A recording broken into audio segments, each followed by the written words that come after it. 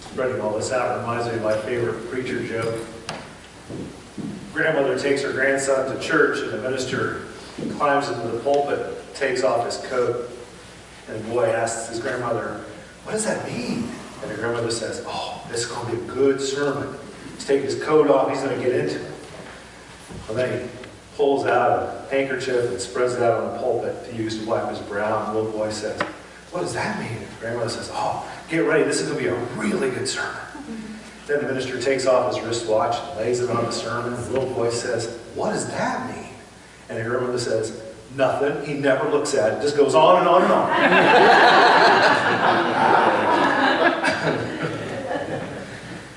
So I guess when Rich cuts my mic, then I'm done.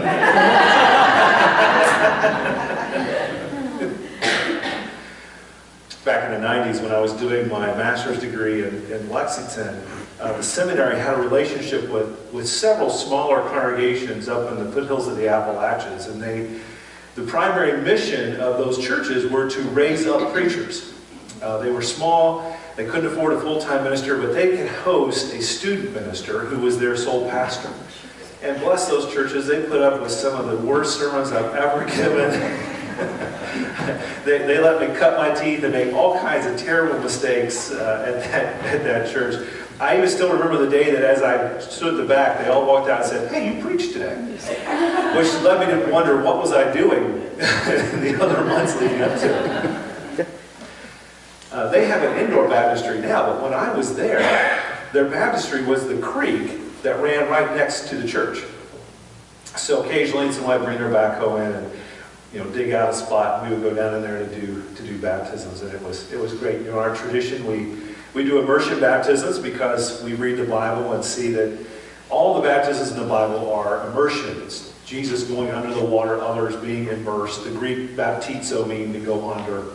So that's just our preferred tradition. We accept all of them as valid, but that's the one we prefer. But you learn at a student church like that, though, that there are things to think about that we don't think about with an indoor baptistry, such as you want to point people upstream, so as you lay them back, the water pushes them back up, instead of the reverse, which the water just kind of tends to drown them. Very counterproductive for baptism. We want to prepare you for eternal life, not send you directly to it. That's bad. And the honorary side is really, you're kind of hoping to not wash your members down to the next church, just their sins. You just send their sins down to the next congregation downstream.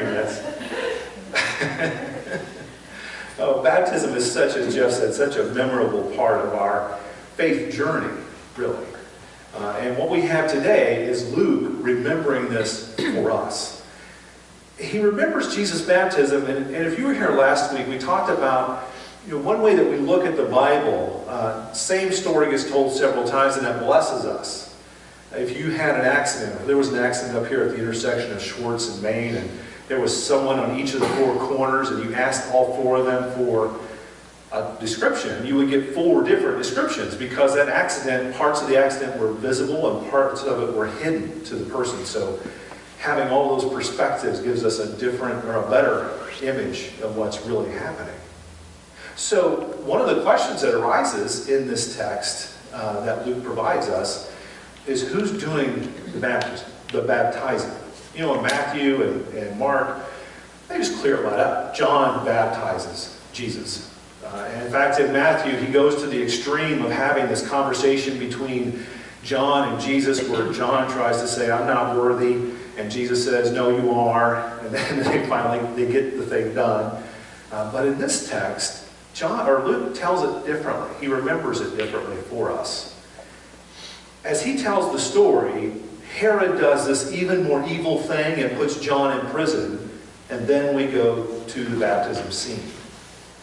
And Luke doesn't even provide us with a name or a suggestion about who was there to be the dunker of Jesus.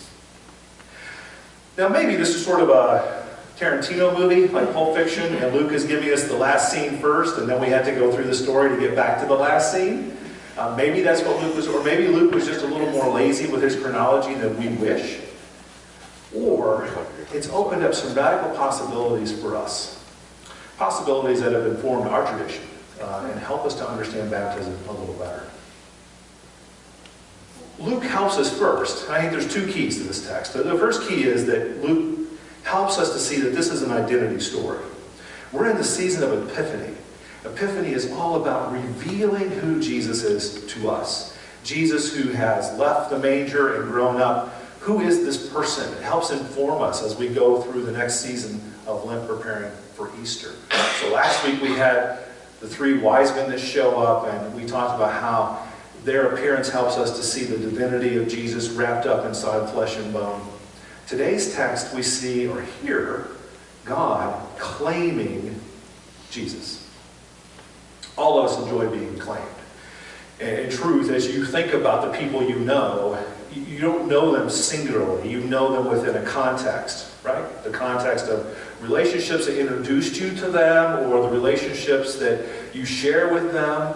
How many of us were known as so-and-so's kid before we were grown up to have our own first name? I was Bob's son for years and years. I was Linda's son for years and years.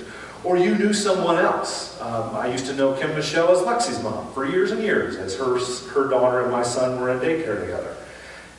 And then there's that moment where not only do you have your own name, but you get introduced.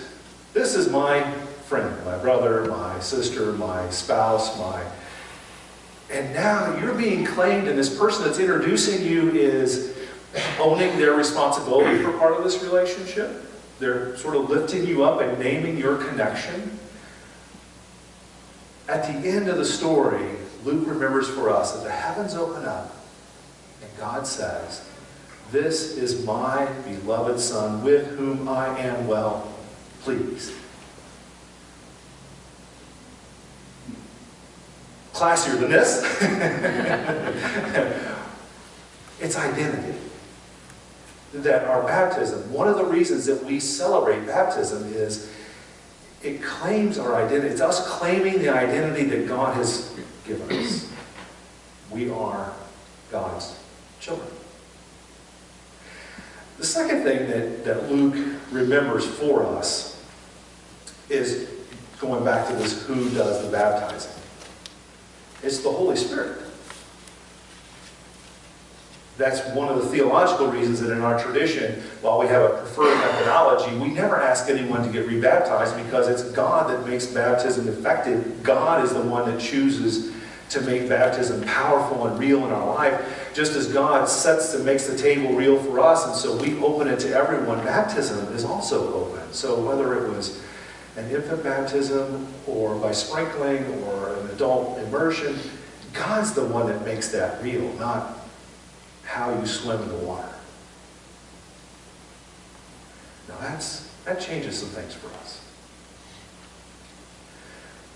I think because of that, we're pushed to acknowledge that we lack the power to destroy our relationship with God. We lack the power to destroy our relationship with God. We can do a lot of things there. We're invited to participate in this relationship, so we can ignore it, we can run away from it, we can deny it, we can be lazy in attending to it, but we literally cannot destroy it. It's an unbreakable relationship. How many unbreakable relationships do you have? You count them in one hand. You have to take your shoes off to count all those. How many unbreakable relationships? Because those are big, right? Unbreakable relationships are kind of overwhelming for me to think about. I struggle sometimes to get day to day to think about a lifetime of unbreakable relationship. But if I think about how that happens, it's easier for me. True identity leads to unbreakable relationships. You can Google unbreakable relationships, and it comes up all over the place. I mean, you've got 10 tips for an unbreakable relationship here, 16 tricks over here. A lot of them are about us, trying to behave well and live well and do good stuff. And it's great advice. But the key, I think, is remembering our identity. In the relationships where we live out our identity as God's children, we simply behave differently. For one, we're nicer, we're loving, we're forgiving, we're respectful, we tell the truth. A whole host of things that happen. And when I forget my true identity, well, that's when we get petty and gossipy and all that other stuff that tends to ruin relationships. True identity leads to unbreakable relationships. It's not the same as staying shoulder to shoulder every day. There are times in our lives we have to step away from someone. They forgot their identity, and because they forgot their identity as God's child, they're treating us in ways that are not safe for us, or they're not healthy for us, or our children. And so we need to distance ourselves. That's not the same as breaking the relationship. That's simply behaving well. It's being good and honest and safe. Jane Issei wrote this book. I love the cover of this book. I don't know if you can read it. It's called Mom Still Likes You Best. How many of us could write that about our sibling? So you see the image, right? You've got Mom, and then Jane is cut off. And her brother is front and center. You gotta love being the golden boy at home. I mean, that's just makes everything easier, right? Well, Jane and her brother, they didn't have the best relationship. He got married and moved across the country, and she said there were like a decade they didn't even talk. They just didn't communicate. I want to share with you a couple of her reflections on all this. One was their closeness as brother and sister grew when they began to share their worries and their sorrows. And when we looked after each other, even from afar. I thought this was key. She says, joy is easy. Accomplishments, births, birthdays, and other good events just roll off your tongue with pleasure. But the difficulties, the places where things aren't going well, require deep mutual trust. And they ask for a high level of concern and love. I learned that we had each other's back when there was trouble. Her husband, Jonathan, had been diagnosed later in life with a fatal disease and passed away 1 month later. Her brother from afar sent her the most eloquent emails of love and hope and encouragement. He flew out for the funeral.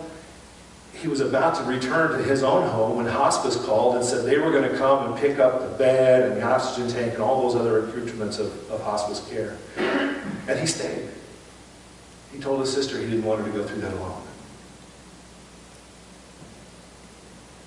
That's an unbreakable relationship because they rediscovered their identity.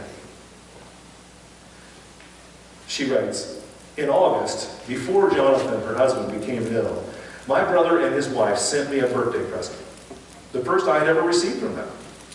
It was a warm, cozy robe. I wore it all winter, and I still put it on when I need a hug. It has become the magic overcoat. Never dreaming that such good fortune would be mine, my magic overcoat appeared late in my life. Maybe you could work it out with your brother or sister so you can share that wonderful garment before them. That's the joy of an unbreakable relationship. When it's founded on our true identity, it's not just about us acting differently. We're placing the whole relationship in the hands of the one who gave us the identity. Who we are is directly related to whose we are. And those relationships where we are vulnerable enough to live out our true identity as God's children, and gracious enough to let the other person do the same, they're not just unbreakable. They're a source of joy and comfort, hope, love, all that stuff that Paul writes about in 1 Corinthians 13 that we read at a lot of weddings. That's amazing. That's why we celebrate baptism. It's simply that important. Amen.